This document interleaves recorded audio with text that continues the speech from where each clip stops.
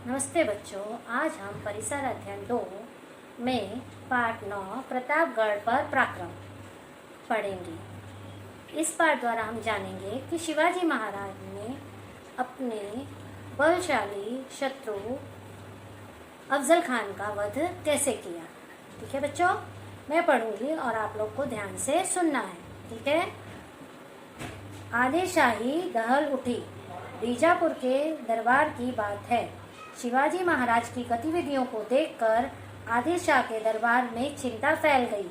सभी सरदार दरबार में इकट्ठा हुए। एक से बढ़कर एक पराक्रमी तलवारबाज सरदार दरबार में उपस्थित थे। आदिल शाही का प्रशासन चलाने वाली बड़ी बेगम स्वयं उपस्थित थी। दरबार के सामने बड़ी गंभीर समस्या उपस्थित हुई थी। शिवाजी महाराज को पराजित कैसे किया जाए। बड़ी बेगम ने दरबार के सरदारों से सीधा प्रश्न किया। बोलिए, शिवाजी का बंदोबस्त करने के लिए कौन तैयार है। दरबार में सन्नाटा छा गया। सभी अपने अपने स्थान पर चुप बैठे थे। शिवाजी महाराज का सामना करने का साहस कौन करता। सभी एक दूसरे की ओर देखने लगे। उसी समय एक भीमकाय सरदार झुककर सलाम करता हुआ आगे बढ़ा। उसका नाम था अफजल खान। थाल में रखा हुआ बीड़ा उठाते हुए अफजल खान ने कहा, शिवाजी? कहाँ का शिवाजी? या तो उसे जीवित पकड़कर यहाँ लाता हूँ, अन्यथा उसे मारकर बीजापुर ही ले आऊंगा। अफजल खान बीजापुर का विख्यात सरदार था। बहुत ही शक्तिशाली था। लोहे की छड़ को हाथ से मोड़ देता था। अच्छे बुरे किसी भी ढंग से अपना काम करने में वो अत्यंत कुशल था। उसी अफजल खान ने भरे दरबार में शिवाजी को जीवित पकड़कर अथवा मार कर लाने की प्रतिज्ञा की। सारा दरबार खुश हुआ। उपस्थित सभी व्यक्तियों को ऐसा लगा, शिवाजी भोसले अब क्या जिंदा बचेगा। थोड़े ही दिनों में वह बंदी अवस्था में बीजापुर के दरबार में हाजिर होगा या उसका सिर दरबार में पेश किया जाएगा।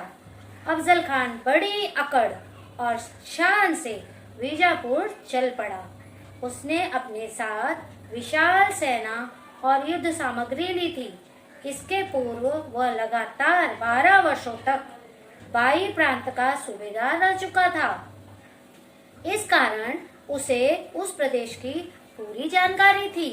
बड़े घमंड से वह महाराष्ट्र की ओर बढ़ने लगा। उस समय शिवाजी महाराज राजगढ़ में थे।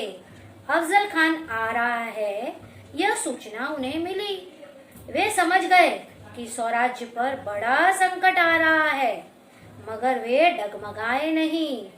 उन्होंने सोचा कि अफजल खान बड़ा ही धूर्त है। उसकी सेना विशाल है, अपना राज्य छोटा और अपनी सेना भी कम है। खुले मैदान में खान के सामने टिक पाना कठिन है। अतः शिवाजी महाराज ने निश्चय किया कि उसका सामना युक्ति से करना चाहिए। वे जीजा माता से विचार विमर्श करके और उनका आशीर्वाद लेकर राजगढ़ से निकले और प्रतापगढ़ की ओर चल पड़े। शिवाजी महाराज के प्रतापगढ़ पहुंचने की खबर सुनकर खान क्रोधित हुआ। वह जानता था कि प्रतापगढ़ पर आक्रमण करना सरल नहीं है, क्योंकि वह किला पहाड़ों के मध्य में था। चारों ओर घने जंगल थे। रास्ते में ऊंचे ऊंचे पहाड़ थे। सेना को सामने अच्छा रास्ता नहीं था। तोपे चढ़ाने के लिए कोई मार्ग न था। इसके अलावा वहां जंगली जानवरों की भरमार थी। शिवाजी महाराज प्रतापगढ़ से उतरकर नीचे आ जाएं, इसलिए अफजल खान ने दांव पेच खेलना शुरू कर दिया। उसने तुलजापुर, पंढरपुर आदि देव स्थानों को क्षति पहुंचाई, प्रजा को बहुत कष्ट दिया। उसका यह अनुमान था कि यह सुनकर शिवाजी महाराज प्रतापगढ़ छोड़ देंगे और बाहर आ जाएंगे। शिवाजी महाराज खान के दांव पेच को समझ गए थे। उन्होंने प्रतापगढ़ नहीं छोड़ा। तब खान ने दूसरी चाल चली। प्यार का नाटक करके उसने शिवाजी महाराज को यह संदेश भेजा, आप मेरे बेटे के समान हैं, हमसे मिलने आइए, हमारे किले वापस कर दो। आदिल शाह से कहकर मैं आपको सरदार का पद दिलाऊंगा। शिवाजी महाराज ने जान लिया कि अफजल खान उनके साथ षड्यंत्र कर रहा है। वे सतर्कता पूर्वक व्यवहार कर रहे थे। उन्होंने खान को ही प्रतापगढ़ की तलहटी में लाने का निश्चय किया और संदेश भेजा, खान साहब, मैंने आपके किले लिए हैं, मैं आपका अपराधी हूँ, मुझे क्षमा करें, आप ही प्रतापगढ़ के नीचे मिलने के लिए आ जाइए, मुझे वहाँ आने में डर लगता है। शिवाजी महाराज का संदेश सुनकर अफजल खान हंसा, अपनी दाढ़ी को सहलाते हुए बोला, खूब, बहुत खूब। उसे लगा कि अफजल खान के सामने शिवाजी महाराज की क्या मजाल, वो डरपोक मेरे साथ क्या लड़ेगा, मैं खुद जाऊंगा और मिलते ही उसे कुचल कर मार डालूंगा। बस प्रतापगढ़ के नीचे मिलने के लिए खान तैयार हो गया। प्रतापगढ़ की तलहटी में मिलने की जगह निश्चित हुई। दिन, समय सब निश्चित हो गया। तय हुआ कि भेंट के समय दोनों अपने साथ एक एक सेवक रखेंगे और दोनों के 10-10 अंगरक्षक कुछ दूरी पर खड़े रहेंगे। खान के लिए शिवाजी महाराज ने अच्छा रास्ता बनवाया। मिलने के लिए एक शानदार शामियाना तैयार करवाया। शिवाजी महाराज बड़ी सावधानी से काम ले रहे थे। उन्होंने अपनी सेना की अलग अलग टुकड़ियां बनाई। जंगल में कौन कहाँ छिपकर बैठेगा और क्या करेगा, इस बारे में उन्होंने सबको सूचनाएं दी। पक्का बंदोबस्त किया। कुछ सलाहकारों ने कहा कि खान धूर्त है, शिवाजी महाराज उससे मिलने के लिए न जाएं। किंतु शिवाजी महाराज ने खान से मिलने का निश्चय किया। मिलने का दिन आ गया। प्रातः समय शिवाजी महाराज ने देवी भवानी के दर्शन किए। थोड़ी देर के बाद उन्होंने पोशाक पहननी शुरू की।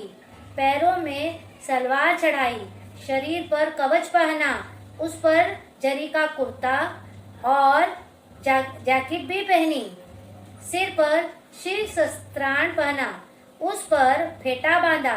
बाएं हाथ की उंगलियों में बगनखा चढ़ाए, उसी हाथ की आस्तीन में कटार छिपाई, अपने साथ पट्टा लिया।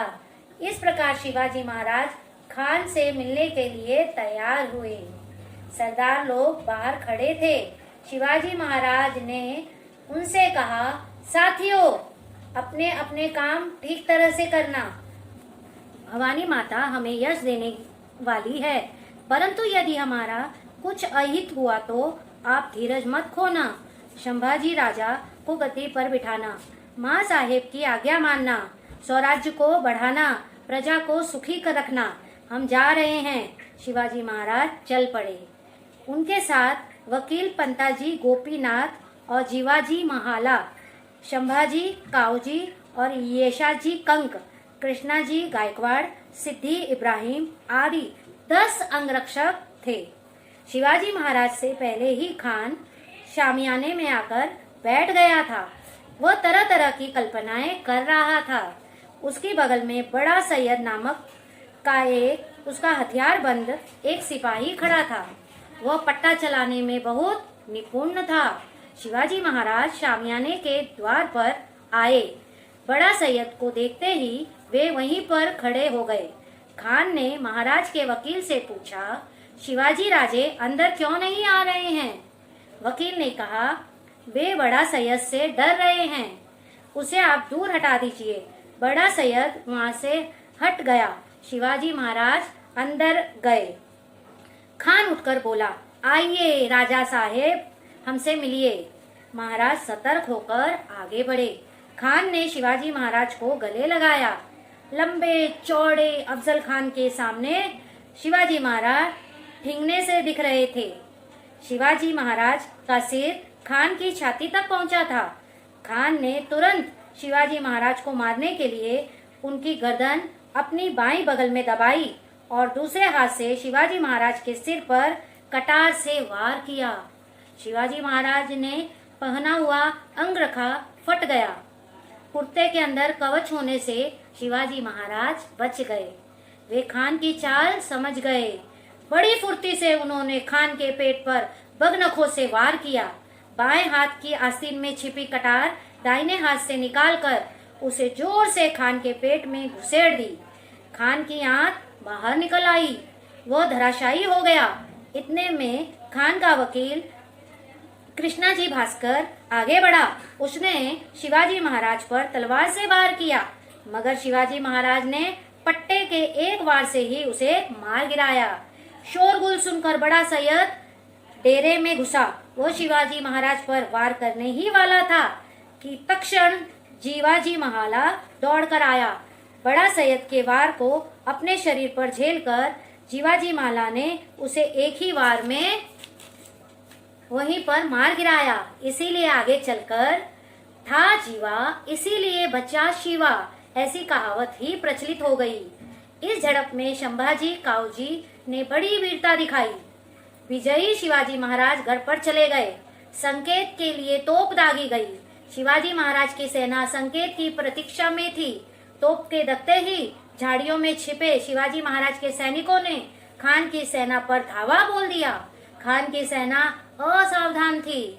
उसकी सेना को भागने के लिए राह भी नहीं मिल रही थी। मराठों ने उनका तेजी से पीछा किया और खान की सेना की धज्जियां उड़ा दी। खान का बेटा फजल खान किसी तरह बच निकला और बीजापुर पहुंचा। उसकी बात सुनकर बीजापुर में हाहाकार मच गया। शिवाजी महाराज ने बीजापुर के सबसे शक्तिशाली सरदार को देखते ही देखते मिट्टी में मिला दिया।